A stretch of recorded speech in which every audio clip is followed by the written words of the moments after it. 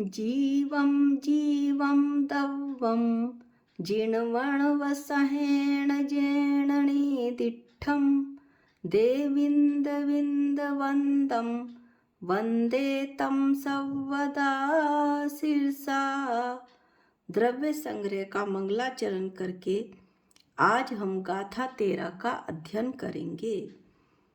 हमने जीव के 9 अधिकारों में से 6 अधिकारों का वर्णन पढ़ लिया था और 7वां अधिकार संसारत्थो, संसार में स्थित या संसारित्व अधिकार का वर्णन किया जा रहा है, जो गाथा 11 से शुरू हुआ। गाथा 11 में जीव के भेद बतलाए गए थे त्रस और स्थावर की अपेक्षा से। फिर गाथा 12 में जीव समास 14 जीव समास की अपेक्षा से भेदों का, जीव के भेदों का, संसारी जीव के भेदों का वर्णन किया गया था। आज हम गाथा 13 में मार्गणा और गुणस्थान अपेक्षा से जीव के भेदों का वर्णन करेंगे। गाथा पाठ करते हैं। मग्गण गुण ठाड़े ये 14 हवंती तह असुदणया विणया संसारी सव्वे शुद्धाहु सुदणया अन्व्यार्थ तह संसारी तथा संसारी जीव के असुदणया अशुद्ध न से मग्गड़ य गुण ठाड़ेई 14 हवंती मार्गणा व गुण स्थानों की अपेक्षा 14 भेद होते हैं। हूँ किंतु सुदणया शुद्ध न से सव्वे सभी जीव शुद्धा शुद्ध विणया जानना चाहिए। आचार्य कहते हैं कि संसारी जीव के अशुद्ध न से मार्गणा व गुण स्थानों की अपेक्षा 14 भेद होते हैं, किंतु शुद्ध न से सभी जीव शुद्ध जानने चाहिए। मार्गणा जिसके द्वारा अथवा जिससे जीवों का अन्वेषण, शोध, खोज करने में आता है, जिसके द्वारा जीवों की खोज की जाती है, उसे मार्गणा कहते हैं। इनके भी 14 भेद होते हैं। गई इंदिये चकाए जोगे वे कसाए णाणेय संजम दर्शन लेसा भविया सम्मत सणि आहारे गति इंद्रिये गाए योग वेद कषाए ज्ञान दर्शन संयम लेश्या भव्यक्त सम्यक्त संगित और आहार, ये 14 मार्गणा हैं। अब एक एक करके हम इन मार्गणाओं को देखते हैं। उसके बाद इन मार्गणाओं का एक चित्र भी देखेंगे।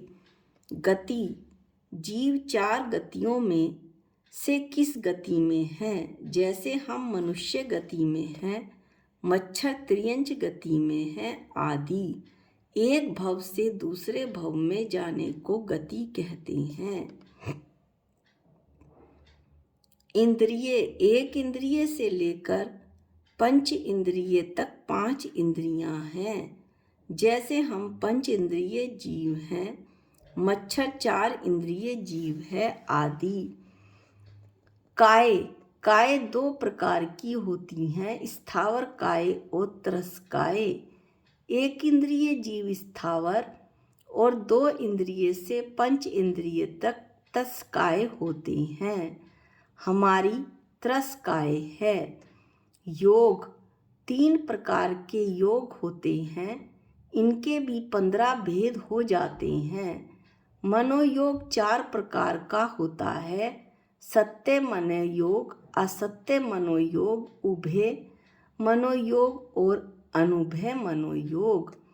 वचन योग भी 4 प्रकार का है, सत्य, असत्य, उभय, अनुभय वचन योग।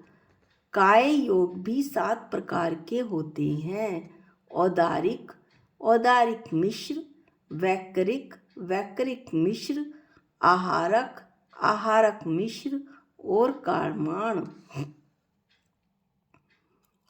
पांचवा मार्गणा का भेद है वेद। 3 प्रकार के वेद हैं, स्त्री वेद, पुरुष वेद और नपुंसक वेद। छठा भेद है कषाय। कषाय 4 प्रकार की होती हैं, क्रोध, मान, माया, लोभ। सभी जीवों के पास चारों ही कषाय होती हैं। 7वां भेद है ज्ञान। 5 प्रकार के सम्यक ज्ञान होते हैं और 3 प्रकार के मिथ्या ज्ञान होते हैं। पंचम काल में केवल मति ज्ञान और शुद्ध ज्ञान ही है। संयम, असंयम, संयमासंयम, सामायिक चरित्र, छेदोपस्थापना चरित्र, परिहार विशुद्धि, संयम, सूक्ष्म सांप्राय संयम, यथाख्यात संयम, ये 7 प्रकार की संयम मार्गणा होती हैं।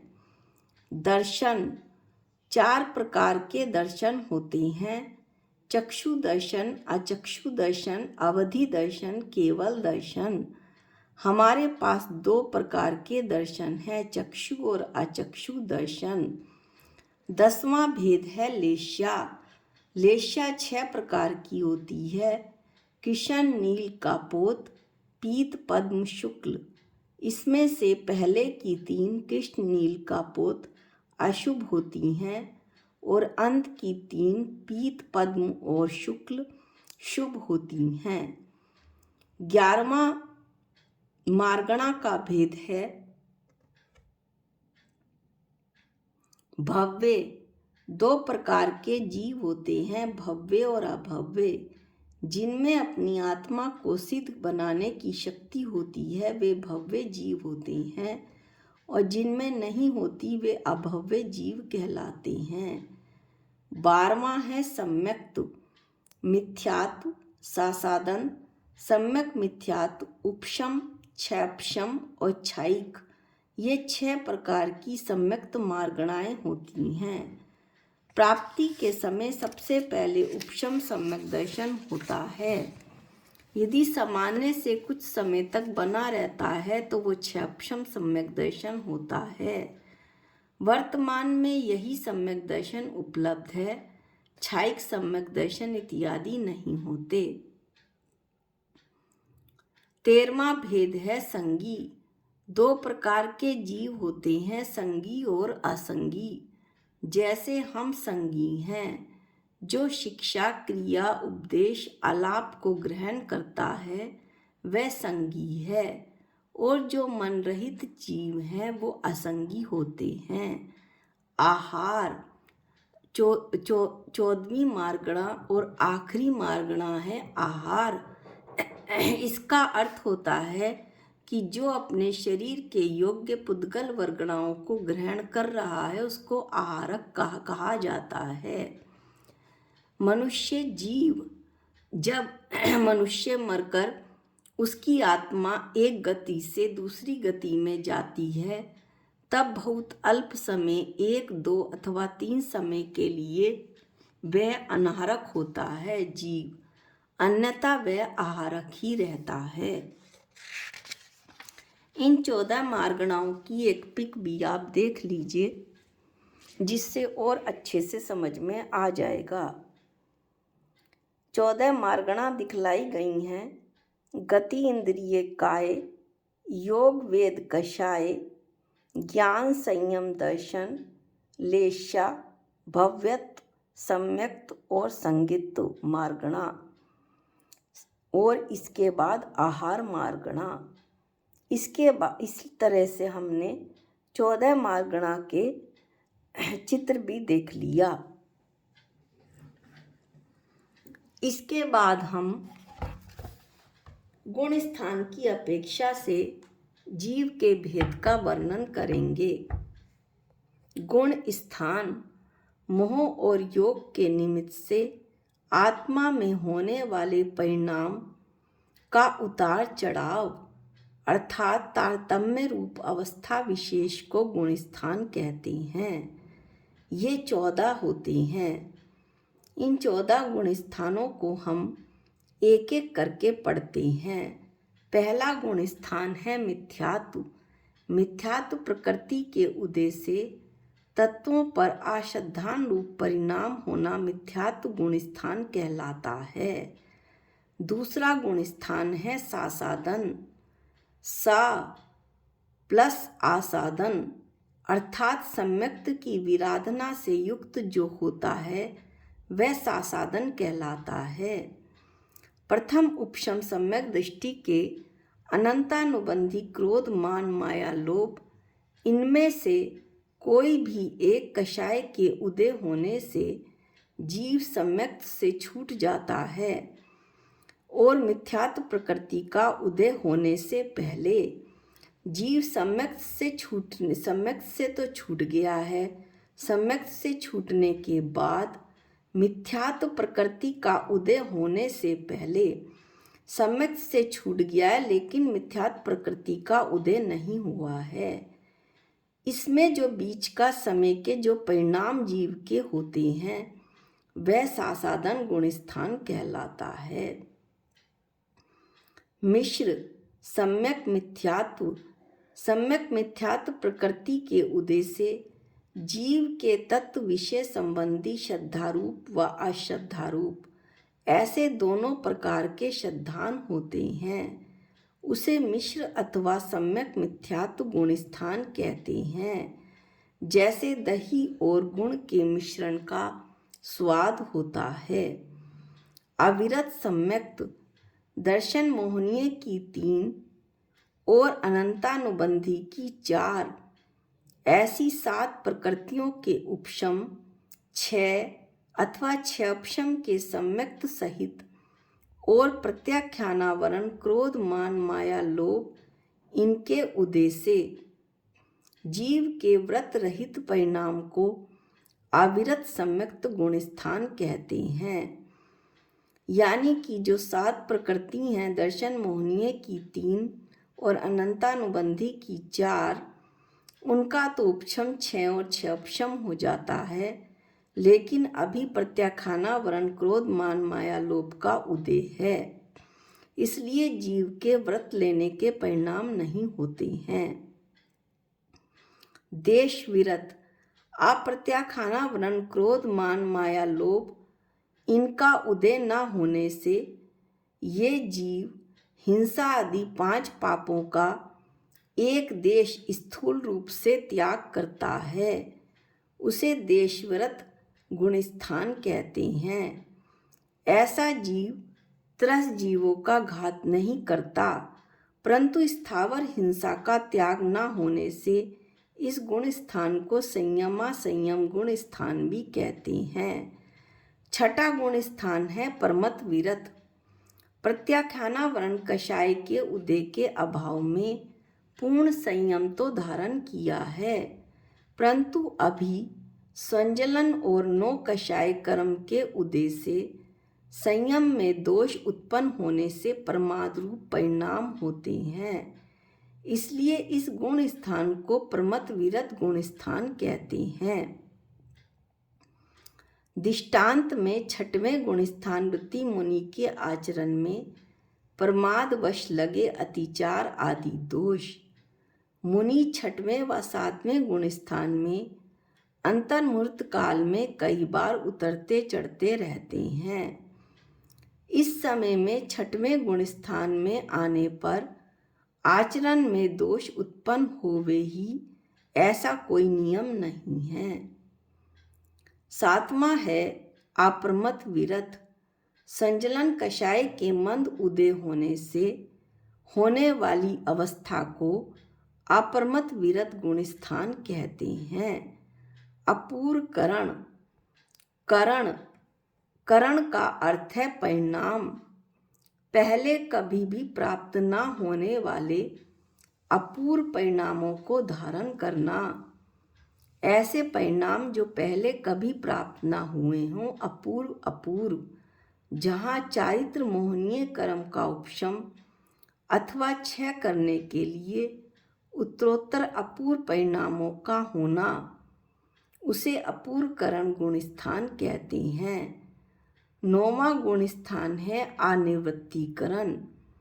आ माने नहीं, निवृत्ति माने भेद और करण माने परिणाम।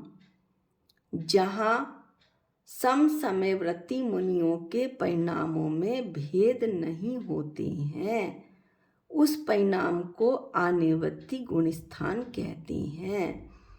इस गुण स्थान में सभी समान समयवर्ती मुनियों के परिणामों की विशुद्धि एक समान होती है। 10वां गुण स्थान है सूक्ष्म संप्राय। संप्राय का अर्थ है कषाय। इस गुण स्थान में अत्यंत सूक्ष्म अवस्था में प्राप्त केवल लोभ कषाय का उदय होता है, इसलिए इसे सूक्ष्म संप्राय गुण स्थान कहते हैं। 11वां है उपशांत मोह। समस्त मोहनीय कर्मों का उपशम होने पर दर्शन मोहनीय और चारित मोहनीय दोनों ही मोहनीय कर्मों का उपशम होने पर उत्पन्न होने वाले गुण स्थान को उपशांत मोह गुण स्थान कहते हैं। क्षीण मोह। मुनियों के समस्त मोहनीय कर्मों का क्षय हो जाने पर आत्मा के विशुद्ध परिणामों को क्षीण मोह गुण स्थान कहते हैं। संयोग केवली। 4 घातीय कर्मों का क्षय हो जाने पर अनंत ज्ञान, अनंत दर्शन, अनंत सुख व अनंत वीर्य ऐसे अनंत चतुष्टय प्राप्त होने पर जो योग सहित प्रवृत्ति होती है उसे संयोग केवली गुण स्थान कहते हैं। संयोग यानी योग सहित, अयोग केवली, अयोग यानी योग रहित। सिद्ध होने से पहले योग रहित अवस्था को अयोग केवली कहते हैं। अयोग केवली का काल केवल 5 ह्रस्व स्वर ए, आ, इ, उ, रि, लृ इनके उच्चारण में जितना समय लगता है उतना ही होता है। इसके बाद तो मुक्त आत्मा लोक के अग्रभाग में स्थित हो जाती है। इन्हें सिद्ध जीव कहते हैं। सिद्ध जीवों के कोई भी गुण स्थान नहीं होता है, वो गुण स्थान से परे हो जाते हैं। इस तरह हमने संसारत्थो जीव अधिकार 3 गाथाओं में पूरा किया। गाथा 11, गाथा 12 और गाथा 13। अगले वीडियो में 8वां अधिकार सिद्धत्व अधिकार और 9वां अधिकार ऊर्ध्वगमनत्व अधिकार का वर्णन किया जाएगा। आज के वीडियो में इतना ही। निज निधि निज में बताई ये अनंत उपकार है, इसके लिए जिन वाणी माँ को वंदनानंत बार है, वंदनानंत बार है। सबको जय जिनेंद्र।